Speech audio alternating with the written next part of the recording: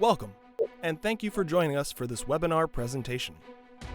We are the Defense Systems Information Analysis Center, or DSIAC, one of 3 IAC domains in the DoD Information Analysis Centers operating under the Defense Technical Information Center, DTIC, within the Office of the Undersecretary of Defense for Research and Engineering. Our informative webinar series highlights current and emerging research and technology developments. It presents an opportunity for accelerating the DoD's leverage of these advancements by increasing awareness and fostering technical collaboration. DSIAC serves as one of the premier information research partners and curators of technology advancements and trends for the defense systems community. As such, our organization supports those working in the defense systems domain of DoD research and engineering. We do so by helping navigate the vast landscape of scientific and technical information, allowing our customers to get a head start on their technical projects. With an understanding of the defense system's DoD research and engineering landscape, we provide research and analysis services. We help unlock access to information, knowledge, and best practices from government, industry, and academia to stimulate innovation, foster collaboration, and eliminate redundancy. We hope you enjoy this webinar presentation and that it serves as a catalyst for community collaboration and improved DoD defense systems research.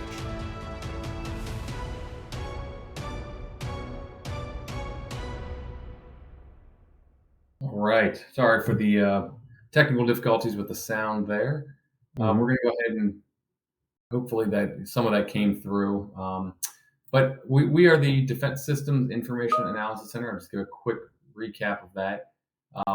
We exist under USDRD to help support those who are doing research and engineering for the DoD to get the information they need. One of our goals and reasons of existence is to help eliminate some of the redundancy, or at least reduce some of the redundancy that goes on in DoD research community. And one way we achieve that is through these webinar presentations. We want to make sure there's an awareness of who's doing what within the world of DoD-related research, one element of that being reliability analyses. And so we're happy to have Wes here to present an introduction to reliability analysis using Weibull Engineering in particular. Before I hand over the mic, so to speak, to Wes, just wanted to give a few pointers for this AnyMeeting platform. So for those who are joined in the AnyMeeting platform, you should be able to, you should notice a chat on the left-hand side and on the top middle, though, I want you to focus on there should be a chat icon or a chat bubble icon where something about audience questions when you hover over it. At any time during the presentation, if you have a question that you would like to ask Wes, we will have a Q&A portion at the end of the presentation. So please click that question button, submit your question, and get that in queue for the end of the presentation. If you do submit anything in the presenter chat, your question over there, we'll keep an eye on it and try to get it into the right spot. But again, focus on getting your questions into that question queue.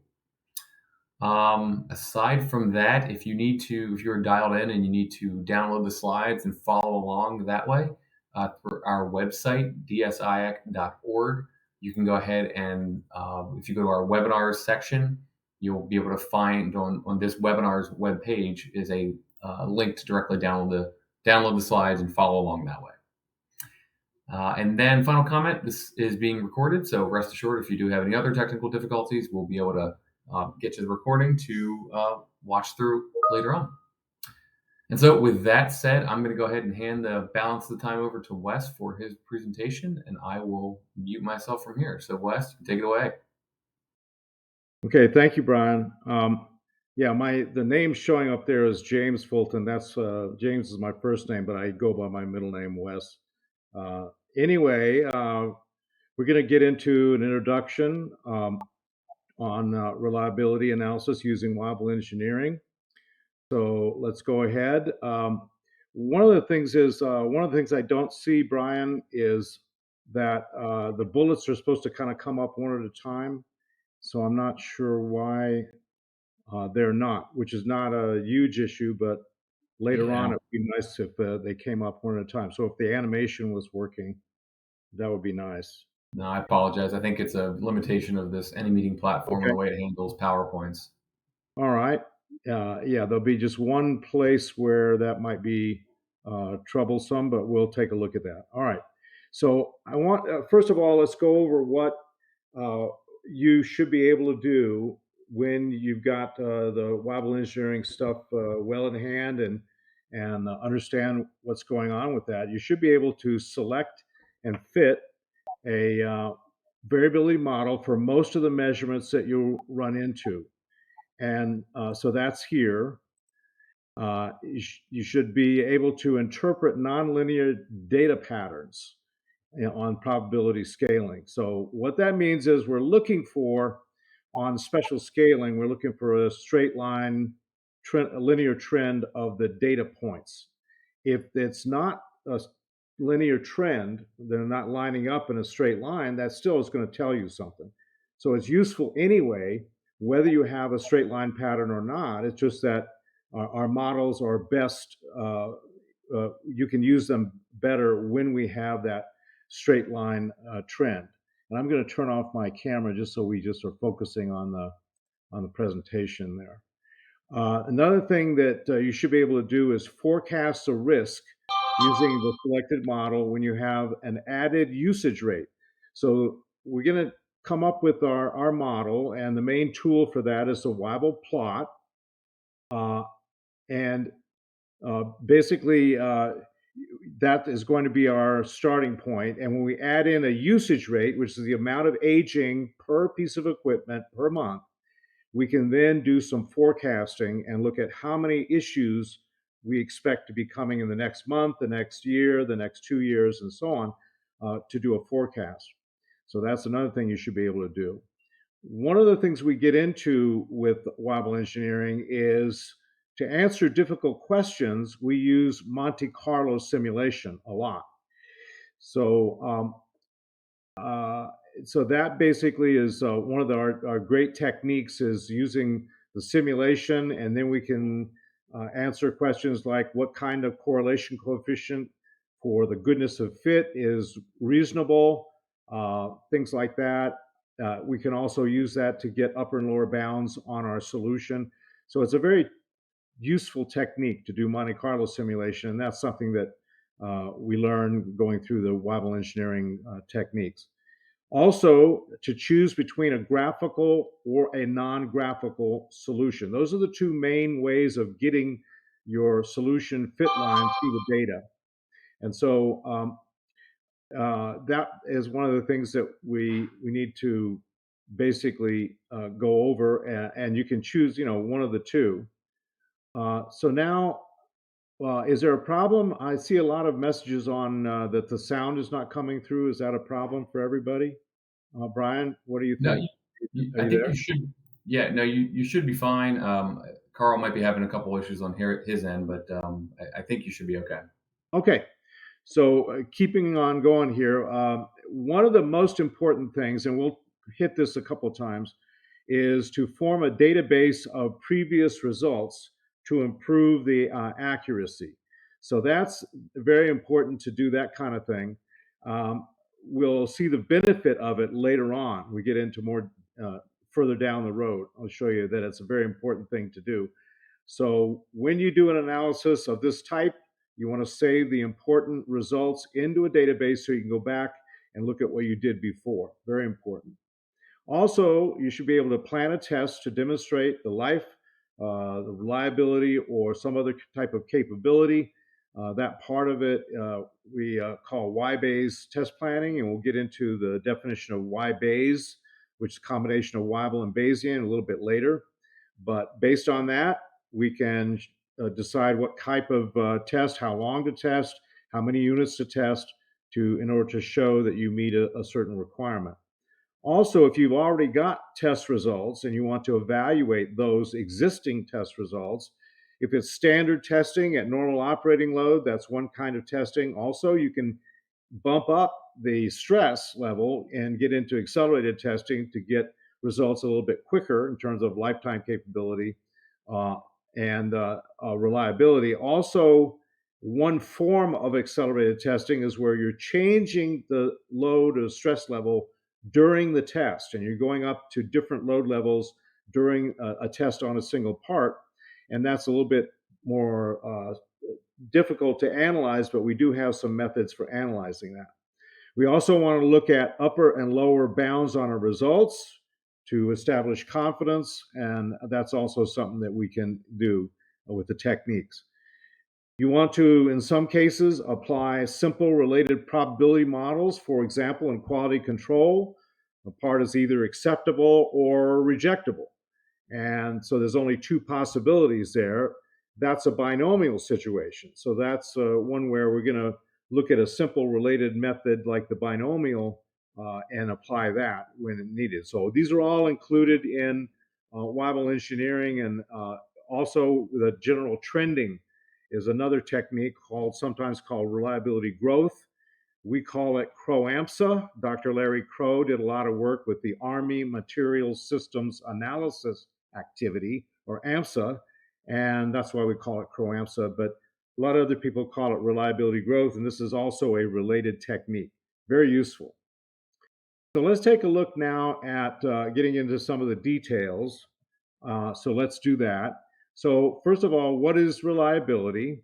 We'll look at some point estimates related to reliability. We'll compare variability estimates versus point estimates. Then we will look at some standard variability models. We'll compare new product development techniques with service data analysis, and in particular, warranty data. And the most important thing, which I mentioned before, but we're going to mention it several times. So one of the things is to look at the definition of reliability, and that's the probability of success. If I take 1 minus the probability of failure, I get the probability of success, but that's only really true if I have a clear definition of what's acceptable and what's not acceptable. If that definition is not so clear, a little fuzzy, it's hard to use a lot of the techniques we'll talk about. So that's one of the starting points, is to specify what is acceptable. Actual reliability can change with different design, different assembly, different length of service required, different duty cycle, different loading. If the environment changes or the quality changes or the maintenance practice changes, that can also affect and change reliability. So reliability is really a moving target. We're just trying to find the best estimate at the moment for what we're looking at. Point estimates related to reliability. Well, we can take the number of successful trials divided by the total quantity of trials, and that's one way to get an estimate of reliability, a point estimate. We can also look at the mean time between failure. And that acronym for that is MTBF. It's meaningful for repairable items. You're looking at the group, all of the equipment that's fielded. You can look at a metric for that, and the cumulative mean time between failure, very easy to get. You take the total amount of accumulated operating time from all the equipment and divide that by the total accumulated quantity of failures from that equipment. Pretty easy to get.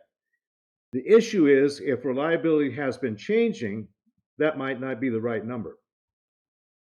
If your reliability has been improving and you look at the cumulative MTBF, that's going to be low compared to the actual MTBF that you have right now. So you want to get an instantaneous estimate of the MTBF, and we can get that from the trending analysis like CROAMSA. Now, another measure, and when you're looking at a single piece of equipment, is the expected lifetime. Mean time to failure, or MTTF is the acronym for that. It's really just the first moment of the life distribution, and it's really meaningful for non-repairable items. Another point estimate metric is the availability. And you're looking then at the total amount of time that your equipment is operating the way you want it to. It's called uptime. And you take that amount of time and divide by the total amount of time that you want to operate the equipment. And so you can get availability. Sometimes you can get that also from the trending analysis. So those are some of the ones you get for the single point estimates. So let's compare variability estimates versus these point estimates. If I've got 100 successful trials, all the 100 trials were successful, my reliability estimate is 100%. If I only have one successful trial, my point estimate of reliability is still 100%. It's the same number. But we know that there's a difference between those. And the only way to really get a metric for that difference is to use a variability estimate. So if we're using the binomial and we look at a lower confidence estimate for reliability, when you have 100 successful trials, that lower estimate is 97.7%, but with only one successful trial, it's down to 10% using the binomial. So we can tell that they're different when we're using a variability estimate. And variability estimates often can be more useful. There are two main types of variability estimates: non-parametric or parametric. Non-parametric is basically just the facts about your data, something you can measure that really no one can dispute, like the average or the median or the range of your data. Those are just facts. There's no assumptions associated with those. But when you're looking at a parametric model, that's where you have a model. It maybe has some coefficients or some parameters, and those are chosen based on the type of data that you're looking at. When you have selected the proper model for your data, the accuracy is much better with a parametric model. And that's why, and typically we focus on the parametric models and being more useful. But again, you have to make that decision of which one is the appropriate one for your situation. And then you can get some good results. So I'm going to show you this chart here. I came up with this about 5-6 years ago. And then it basically goes over the relationship between the different ways you can look at a probability model, like the ones that we're going to be using. And in the upper left, you've got a density representation. So underneath that curve is an area of 1, and that's every density curve, the area is 1 underneath that, representing 100% of where a measurement could be. So that bottom scale is representing any measurement. And the highest point on the density is the expectation for where the measurement might be. But you can see then that's right around 3, maybe a little over 3. And then if you could possibly get measurements less than that with a lower expectation, and you could also get measurements above that 3 value with a lower expectation. But that gives you like a visual of where to expect a measurement. Now, if we look at any point along that horizontal scale and we look at how much area is to the left that's under the curve, that density curve, then we're getting that plot in the middle on the top. And that is the one where we get our answers. That's the cumulative distribution function. And that one is great for answering, well, what kind of reliability do I have if I operate my equipment for this length of time, and so on. We can get answers from that one. One thing that we do to it to make it a little bit more useful and easy to interpret is we change the scaling of that so that it straightens out that curvy, kind of a lazy S curve into a straight line. And that's the one in the upper right. That's the one that we're going to look at mostly, is the representation where we've altered the scales, the horizontal and vertical scales, so that we straighten out that lazy S into a straight line. That's what we're going to be using quite a bit. That's a typical result display that we're going to use. We can also combine the middle top one, the CDF, with the upper left one, the density, and get a hazard rate.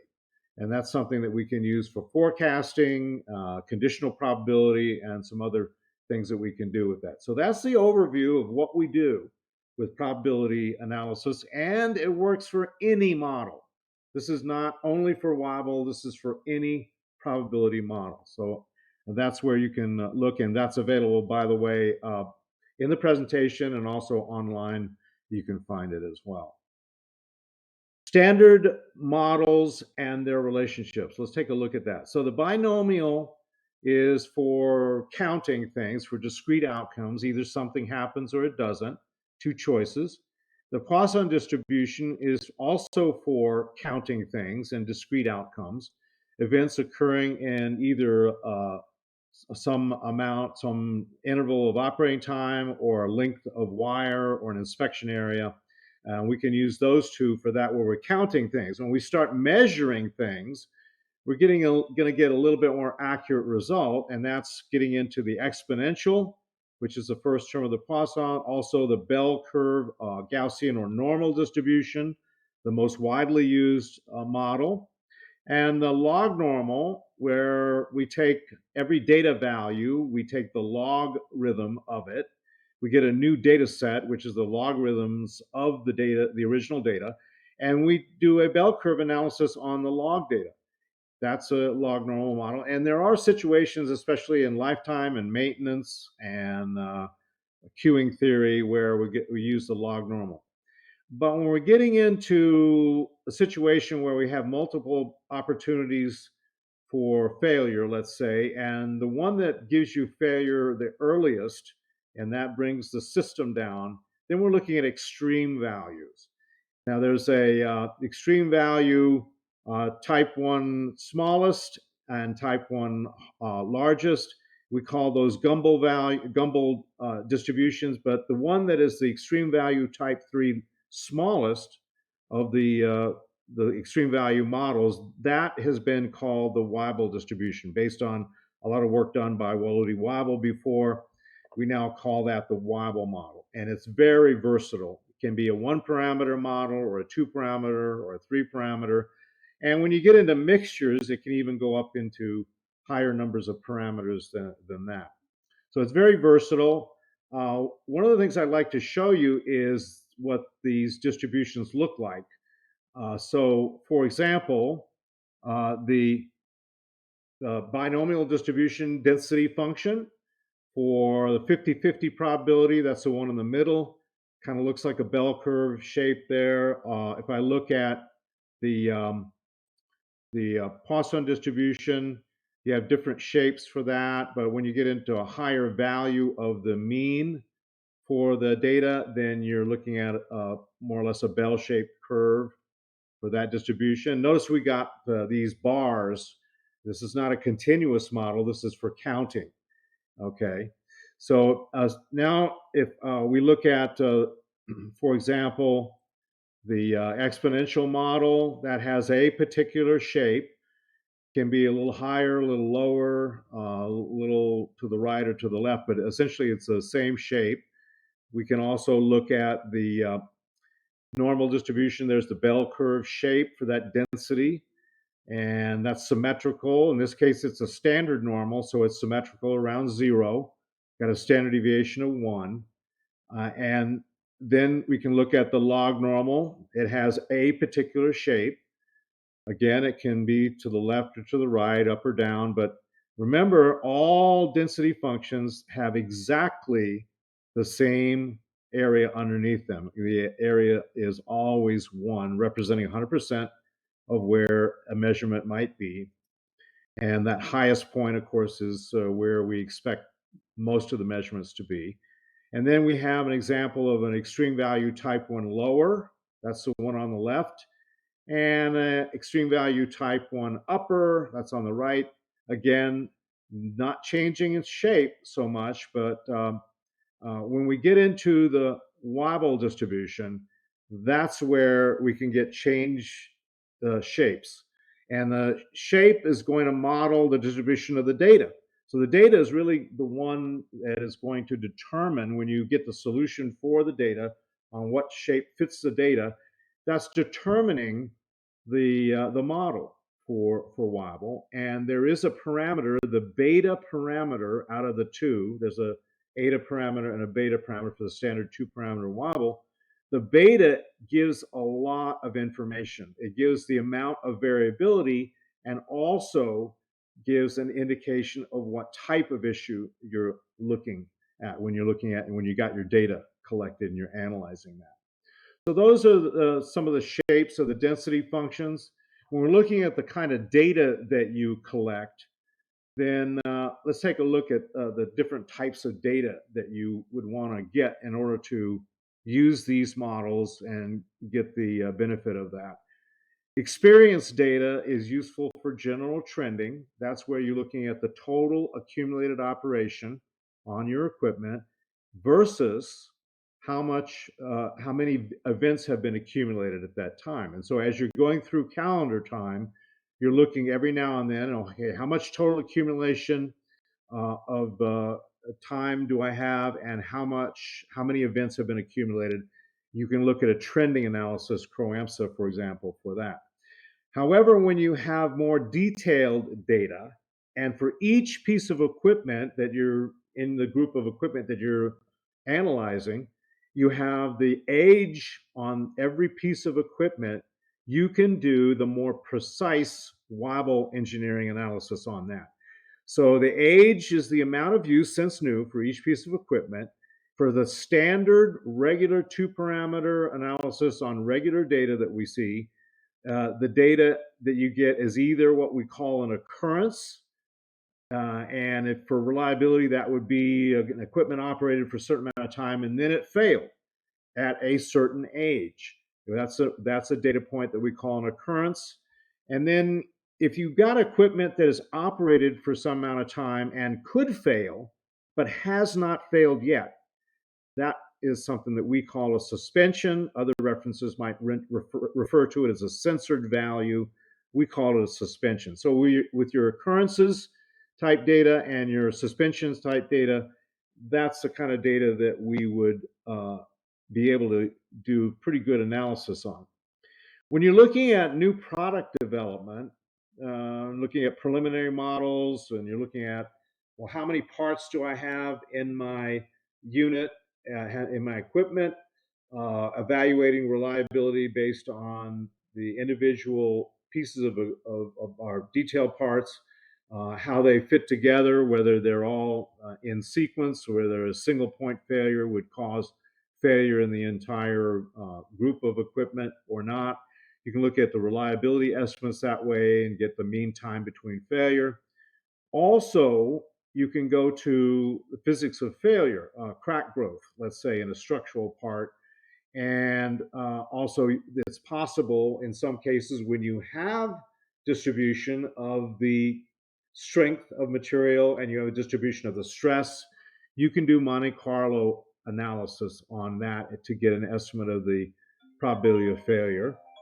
Also, you can look at development testing. We can use Y-Bayes. I mentioned Y-Bayes a little bit earlier, and Y-Bayes is where we're combining the Weibull type analysis with Bayesian or conditional probability, where we have information from before, from our database of analyses before that we can use. So based on that, we can come up with some development testing guidelines on how long to test and how many units to test, and we can get an answer during development of how good our equipment is in terms of reliability. Also trending for a test, analyze, and fix effort, looking at continuous improvement efforts to find problems and fix them, looking at the trend of how reliability is changing. And then accelerated testing, where you're increasing the stress or going to step stress to try to get results quicker. And then you want to find out, well, okay, well, I got my results at the higher stress. What does that mean at normal operating stress? And so if you get a model for how life changes with stress, then we can make that kind of determination. Prototypes, lead the fleet equipment, where you're putting actual development equipment into actual service. Now, you don't want to do that if it's a safety application, of course, but if it's a non-safety application and you can put a few of the prototypes in actual operation and then trend them and track them very carefully, that's one way to get good information for new product development as well. Of course, you would be analyzing the results with the techniques that we saw for analyzing the variability and so on. When you're doing all this kind of stuff for development testing and you get a study done and completed, you want to save the important results from that analysis in a database so you can go back to it later. And I'm going to, again, hit that and emphasize that and show you why it's so important as we go through a little bit later.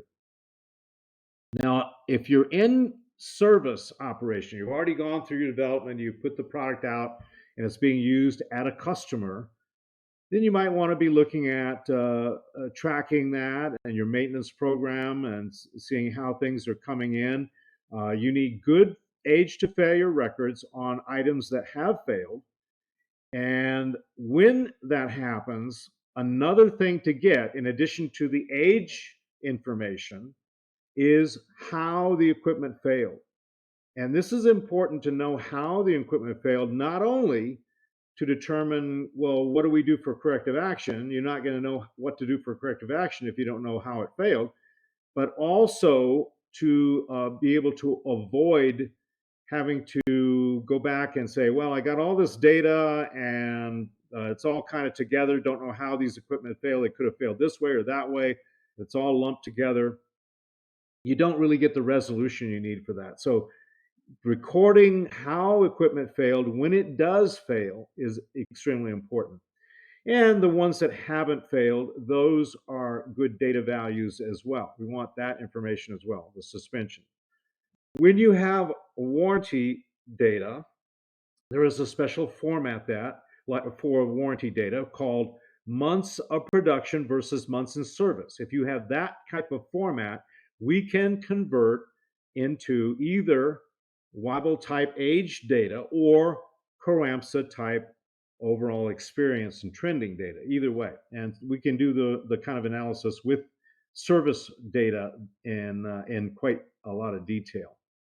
So when you're doing that and you do an analysis, you want to save the important results into your database, again, so you can use it later. Now, one of the biggest problems that you run into in this whole arena of trying to get good information and good data and doing the analysis, the biggest problem is when you have a small amount of data. So the input data size really is depending on how many occurrences or failures for reliability purposes that you have in your data. If you have 20 or less occurrences, that's considered to be a smaller sample. And that's very typical because obviously, if you've got a good program going, you're not going to have a lot of failures. So typically we run into situations where we have to analyze a small sample. And not so good for analysis, but it's of course good for customer relations. When you have a small amount of input data, the best technique is this combination of Weibull and Bayesian called Y-Bayes, and that's really the way to go. We cannot use that technique, however, without some reference for some of the results that we've gotten, in earlier from doing these type of studies before. In our Weibull Library database, we can pull out information out of that library that will help and allow us to do this Y-Bayes analysis. So the bottom line on all of this is the most important thing to know when you do an analysis of the type that we've been talking about. Plan for the future, start and maintain a good Weibull library. Save the results from every analysis, the type of equipment you were looking at, the type of usage for the analyzed equipment, the type of failure under investigation. Was it leakage? Was it cracking? Was it overheating? What was going on? What was the root cause of the problem? So you can focus on one root cause at a time. That's going to be the most fruitful effort, is to do something like that. And then the model type, was it Weibull, log normal, Gumbel, extreme value. The fit type, was it a graphical fit or a non-graphical fit based on likelihood? Or some other type of trending analysis? What was the model type? And then the parameter values for that. For Weibull, we've got the eta and the beta as our two parameters for the standard model and what were they? So other information as appropriate, the environment the equipment was used in, and heavy duty or light duty, things, other information that's going to be very important later on to help decide what type of issue you had. Now, I have one more slide, and unfortunately, that one is really good when we can look at it without the stuff on there. So, this is one where it'd be nice to be able to do each one of these one at a time. But I think we can talk through this pretty well anyway. The data is represented by the symbols on the plot, and the occurrences. We're going to use a lowercase o for occurrences. So the occurrences are shown as these triangles on the plot. We have 6 of them. So in this case, we got 6 failures. This is a reliability study, and we're looking at failures for our data. And then we also have non-failures, units that could have failed but have not. We got quite a bit of those. So on the bottom scale, we've kind of lumped all those down there so we can see what's going on a little bit better. And at about a little over 100, we've got 288 that are at that value of a little over 100. And then at a little over 200, we've got 147 of those, and so on. And then they get, a whole bunch of them. As a matter of fact, if we look at that lower right hand box, it's got the eta and the beta values, you'll notice that there's a O/S, and that's just giving you a characterization of what kind of data it's on the plot. And you got 6 occurrences and 1,697 suspensions, and that's why they're all kind of mashed together there on the bottom scale. So then we have our parameters. We got our data. We got the solution fit line, which is a straight line on the special altered scaling, so that we straightened out that lazy S shape into a straight line, and that is our solution. So we get an intercept value, which is our characteristic value for the lifetime, and it's at a special percentage on the Weibull plot, a little over 60%. And there's a reason for that. It drops right out of the Weibull equation why it's at that value. But you can see this dashed line going horizontally across the plot, and where the fit line through the data crosses that dashed line, the horizontal location of that is the eta value. And I don't know if I can, let's see if I can I can't do that. Okay. I'm looking for how to do that. Well, right here is the location of the intercept point, and that corresponds to a value down here of 7410. Right, and that is one of our 2 Weibull parameters. The other parameter is the slope of the line. In this case, it's a beta of 2.2. And we can get that. And the beta, the slope value, gives us 2 pieces of information. It tells us how much scatter there is in the data. The higher the value of the beta, the less scatter. The more vertical the line is, meaning there's less scatter.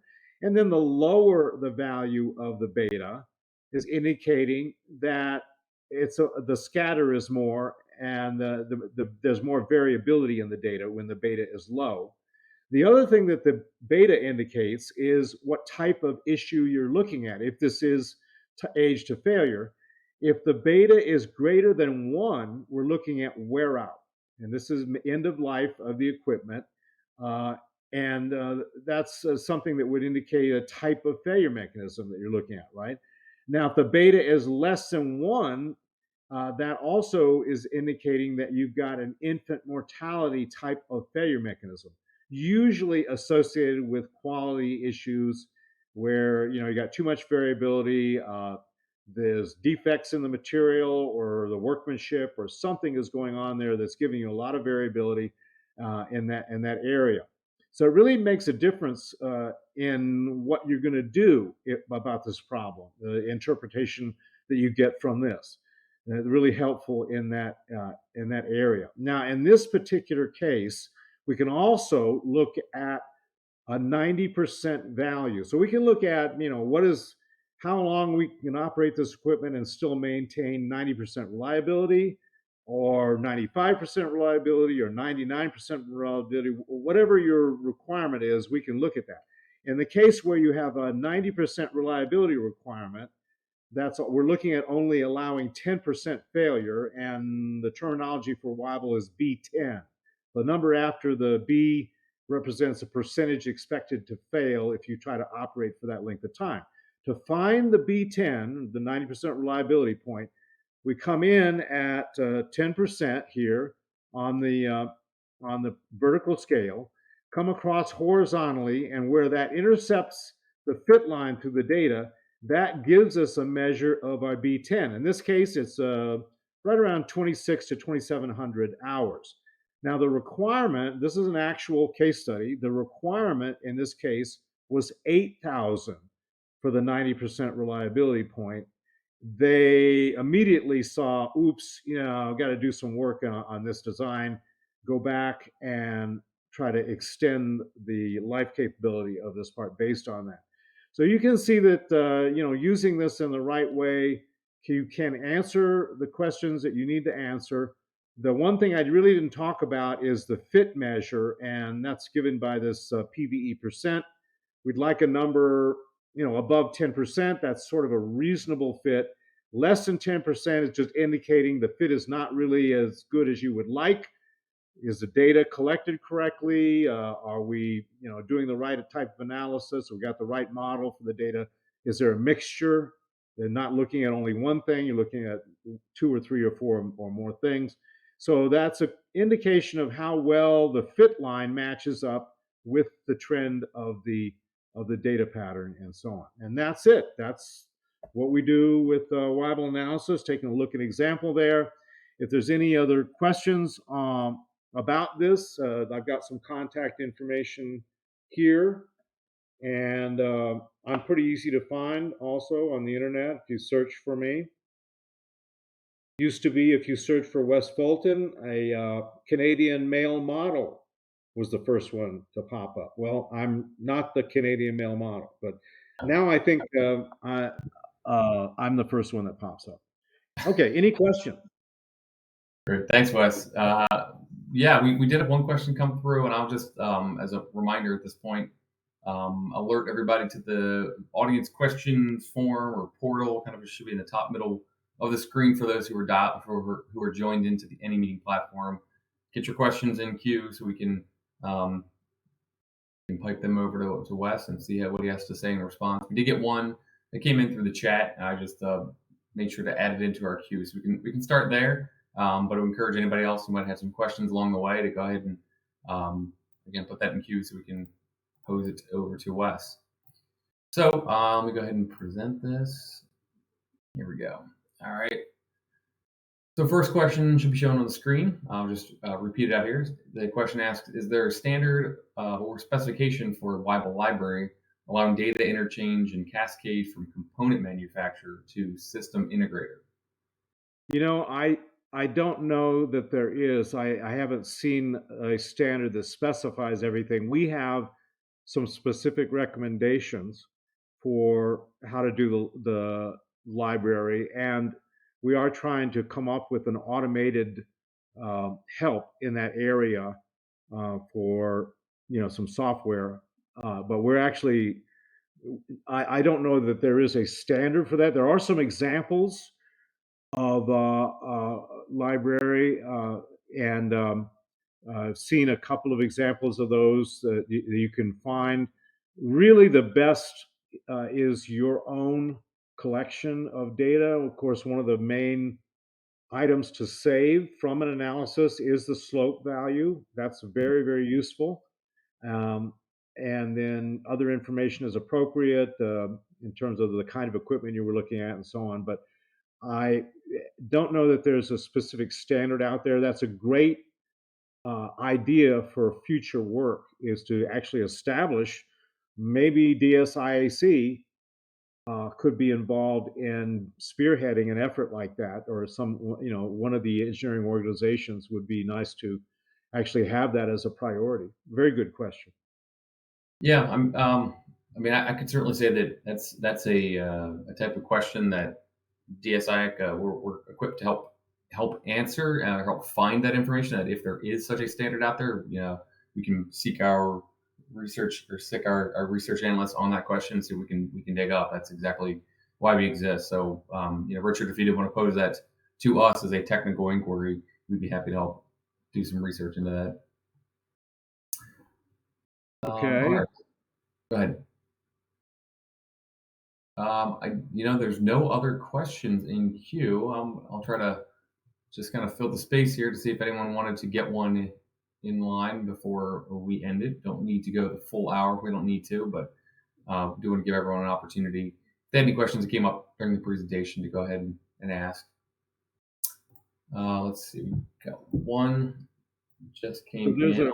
question. There's a question about how maintenance affects the model, and um, it turns out that one thing we can do is we can do a failure forecast with the Weibull type plot and the solution of the line on that plot, in addition to adding in a usage rate of how much aging is accumulated per piece of equipment per month.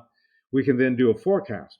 And one of the things you can do is you can say, well, what if I am doing planned replacement at a certain age? And you're going to, when equipment gets to that age, whether it's failed or not, you're going to, take it out, put a new part in place, and do a planned or preemptive replacement that way. That is going to affect the forecast results, and which should bring down the risk in terms of having, less failures if you're doing that kind of preemptive replacement. You can also look at does maintenance change the life characteristics of the model? If you're doing lubrication, then how does that affect the lifetime, and maybe even type of lubrication changes the lifetime as well? So there's a lot of analysis that can be done in that area to study and get results in terms of how that affects the results, and what can be the best way to go to improve the reliability and the maintenance. Reduce maintenance costs. Right. That's another big item. All right. Well, thanks, Wes. We did have another one just came through. I'm going to go ahead and put it on the screen here.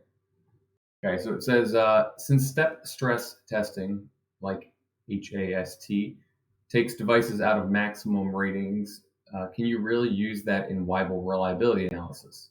Seems like you can only use data points that failed inside device maximum ratings. Right. Well, one of the things, there's a book on the details of how you take the data and you get your models and analyze that. It's got an easy title. It's called Accelerated Testing, by Dr. Wayne Nelson. And in that book, he indicates that unless you are in the permanent deformation range, when you're looking at you're bumping up the stress, and if you're not getting into bending things and deforming things and getting into permanent deformation, you should expect that the model, at least the slope, specifically for a Weibull type model, the slope really shouldn't be drastically affected, even if you take the stress up higher than normal rated. So it really depends on on that kind of situation, and you can look at the data and see, well, if I actually changed the slope significantly, which maybe would indicate that, yep, oops, now you've gone past the yield strength, the capability of that material, if that's what you're looking at. Also, temperature. Are you taking the temperature so high that you're starting to melt things and fuse things and do things that you wouldn't normally do? So basically, that's something we can actually use the model up above normal rated maximum ratings, as long as we look at the data, analyze, and say, you know what? This is still within within elastic range and or non-affected range for temperature or pressure or whatever, and we can actually use it depending on the situation. Okay, good. Yeah, Very good question. you're good. Yeah, I appreciate the response too. That's good. Any other questions folks wanted to ask? I don't know, Carl. Did you want to add anything? Are you able to jump in, or I don't know if you can unmute and add or in or not.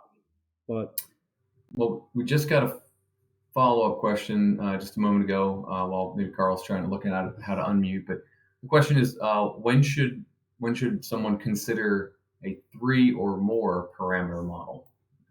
yeah, one of the standard things that we do, a fair amount, is account for a time shift. That would be like, for example, you might have a bearing, and you're looking at, a bearing is a critical part, and either your pump or your motor or whatever, and the bearing, if it's well made, well lubricated, well sealed, and it operates at normal, rated speed and rated load, it can go a long time without any noticeable deterioration. So it might have some aging without any actual deterioration. But after a while, after some amount of operation, then maybe the lubrication breaks down a little bit. Maybe you get some contamination past the seal. Maybe you get a little free play and a little more vibration. And at that point, the mechanism of failure starts at a later time than when it was new. So there may be a failure-free period of operation, and then the mechanism gets start at a later age.